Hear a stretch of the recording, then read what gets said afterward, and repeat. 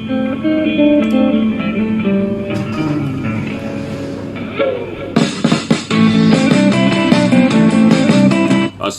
warahmatullahi wabarakatuh. Salam sejahtera, salam ceria ucapkan kepada anda semua.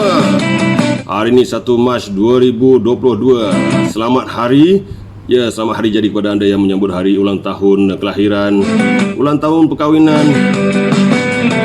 Didoakan agar anda semua kekal bahagia bersama keluarga tercinta. Dan hari ini apa aktiviti anda? Terus bersama dengan saya, DJ yang bertugas di sini, DJ yang tidak berapa handsome. Kita akan menunggu panggilan-panggilan daripada pendengar-pendengar yang sudi mendengar daripada pukul 12 malam ni sampai ke jam 3 pagi nanti. Ada yang tengah memandu ya. Kepada anda yang sedang memandu diucapkan agar berhati-hati di jalan raya. Ingat orang yang tersayang, semoga selamat sampai ke destinasi yang dituju, tak kira jauh ataupun dekat. Dan jangan lupa mulakan perjalanan anda dengan Bismillahirrahmanirrahim. Dan apabila sampai ke destinasi, Alhamdulillah. Macam pernah dengar lah penyampaian tu kan. Kalau sebut nama saya lupa. Assalamualaikum warahmatullahi wabarakatuh. Salam sejahtera, salam ceria. Nama saya Yafi Halil. Kalau sebut nama saya Yafi Halil, tak ramai yang kenal. Okay? Pernahlah dulu orang hampir-hampir saya jadi orang yang agak lama yang kenal di era awal tahun 2000, yang mana saya muncul dalam final sinaran pasport kegemilangan. Satu-satunya peserta solo pada tahun tersebut, pada tahun 2001. Okey. Dan asal macam nak menangis ni. Okey, saya sebenarnya baru baik daripada demam. Okey, lama tak bersiaran. Lama tak buat video ni sebab demam daripada hari Sabtu lepas. Hari ni Sabtu saya agak okey sikit lah Tapi jangan risau, saya berfikiran positif. Demam itu sebagai penghapus dosa lah, ada yang menyatakan. Kalau tak silap, kalau silap tolong betulkan. Dan aku kata penghapus dosa. Dan yang penting saya berfikiran positif. Dan yang penting saya bukannya positif COVID-19. Itu yang lebih penting. Okey, Alhamdulillah. Okey, kita minta lah menteri-menteri ke siapa-siapa ni, apa semua ni kan kecoh sekarang ni Tapi kita buat video lain nanti tentang isu solat Jumaat yang perlu lengkap 3 dos ataupun booster dos macam tu di Selangor. Tu dalam video lain nanti. Okey, jadi berbalik pada penyampaian saya di awal tadi tu, ramai yang masih ingat lagi. Saya masih ingat lagi masa tu saya kerja di National Panasonic MMEC, Malaysia Massachusetts Electronic Corporation Section 21 Shah Alam.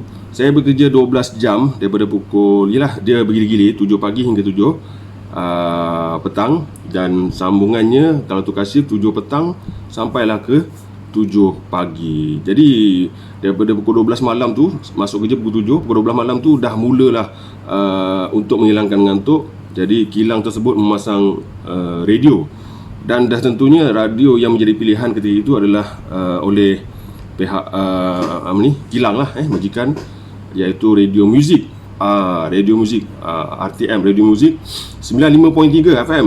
Masih ingat lagi. Dan yang pastinya DJ yang ditunggu-tunggu ketika itu adalah Ismail Halil Hamzah.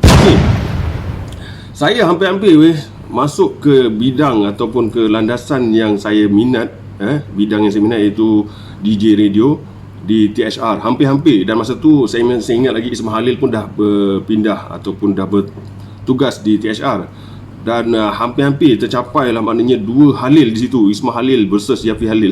Tak adalah versus, maksudnya mungkin kita akan bergabung di situ. Okey, tapi nampaknya rezeki tak menjadi pada saya, yang mana di saat-saat akhir lepas training tu bersama dengan Evi Fana. Kak Evi Fana sihat? Mana dia sekarang? Okey. Dan juga masa tu ingat lagi NASA, lagi siapa Andy Hakim, macam tu kan. Okey. Dan saya pernah training dengan Evi Fana. Di saat-saat akhir pengambilan baru DJ baru ni dihentikan dulu sebab THR telah diambil alih oleh Astro masa tu, kata silap. Astro masa tu era radio era tengah naik. Okey, dan Astro telah ambil alih THR. Macam itulah, kalau silap saya mohon maaf dan boleh perbetulkan info saya ni di ruang komen. Tu yang penting tu, kadang-kadang kita buat celoteh ni kita ada yang fakta-fakta yang salah, yang silap, itu saya kena mohon maaf dan minta perbetulkan. Itu yang penting. Okey. Jadi salah silap tu perkara biasa. Cuma sekarang ni saya juga bersedih dan ramai terkejut dengan beliau dalam keadaan sekarang ni dalam keadaan diuji macam tu. okey, yang mana didapati ada pertuduhan dan dalam kes mahkamah sekarang ni terbabit dengan pengedaran dadah macam itulah, ganja ke macam tu, dan dalam proses mahkamah. Okey, dan kita dapat tengok beliau sedang meningkat dalam dunia DJ beliau sendiri. Ialah ada yang menyatakan ini sebagai satu fitnah, perancangan pihak tertentu, kerana Ismail Khalil ni dia punya mulutnya agak lantang, berani bersuara. Bakat yang Allah bagi pada dia adalah bakat mengeluarkan, menyusun kata-kata. Okey, sama macam saya lah. Saya pun berbakat juga. Saya pun bercakap ni tanpa dialog. Okey, tapi apa terlintas masuk keluar, masuk keluar. Itulah bakat saya. Dan yalah, dua-dua pun mungkin lah nama kebetulan sama, Yafi Khalil dengan Ismail Khalil. Okey, bezanya saya dengan dia, saya handsome sikit lah berbanding dia, walaupun tak berapa handsome.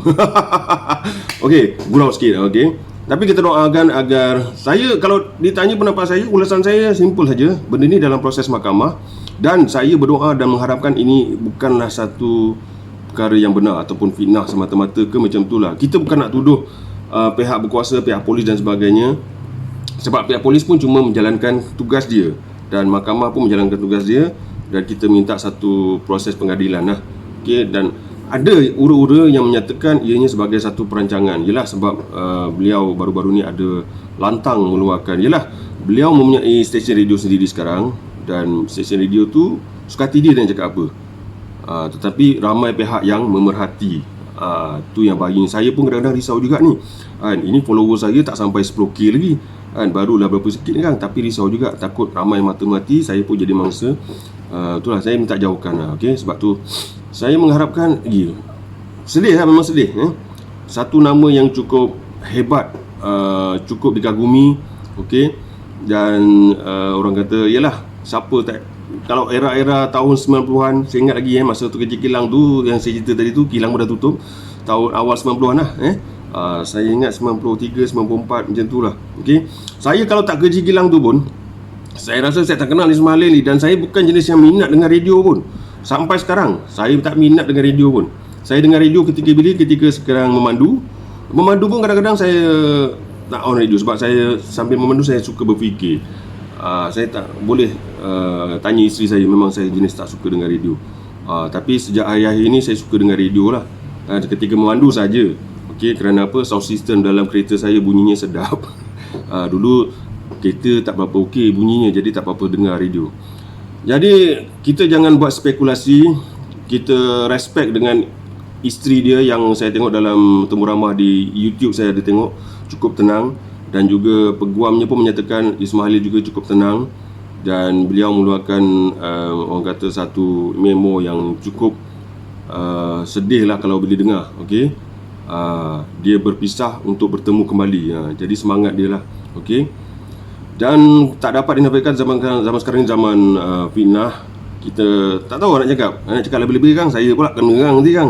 Jadi kat situ kita doakan, okey, jika benar ianya satu tuduhan, satu fitnah, semoga kebenaran terbukti dan beliau diadili sebaik mungkin. Okey, dan kalau orang tanya saya jika dia betul bersalah melakukannya, yang tu saya tak berani komen. Yang tu saya tak berani. Saya cuma mendoakan siapa-siapa pun, bila ada kawan kita kenalan kan, menghadapi perkara macam ni, kita betul tak betul tu tolak tepi, tapi memang kita mengharapkan ianya bukan satu perkara yang benar. Kita kena tengok, kita kena kaji. Orang yang menjual dadah ni adalah orang yang orang kata dah tak ada kerja lain, yang terdesak, yang inginkan kekayaan. Tetapi saya tak nampak Ismail Khalil ni jenis yang mengejar kekayaan, mengejar kemewahan. Beliau ada dunia dia, beliau ada prinsip dia, beliau ada follower dia kan. Kali terakhir saya berjumpa dia sama-sama konvoi lah. Beliau pun ada pakai motor besar juga, Kawasaki GTR 1400, tapi tak tahu masa pakai tidak masa ni. Dan kali terakhir saya menghubungi beliau adalah ketika PKP 1.0. Saya ada WhatsApp dia, tapi disebabkan handphone saya rosak dan hilang semua nombor-nombor yang ada dalam tu, so saya lost contact dengan dia lah. Jadi kalau beliau dapat menonton video ni, Abang Isma kan, dia tua berapa tahun dengan saya. Saya doakan untuk Abang Isma, okey, semoga tabah dengan ujian ini.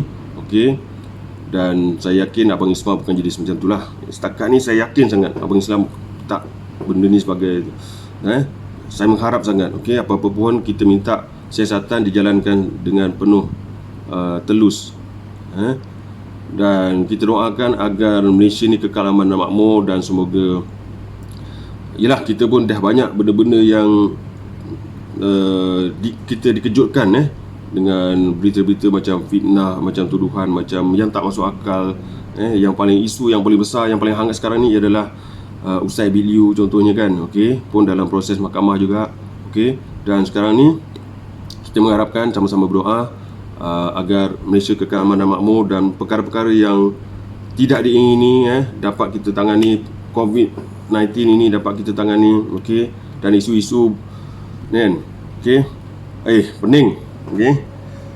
Jadi itu saja, tersilap kata, terkasar bahasa, saya mohon ampun dan maaf.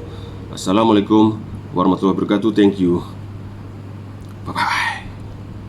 Akan tanya dengan anda, bukan saya tanya anda tahan maki ke tak tahan maki.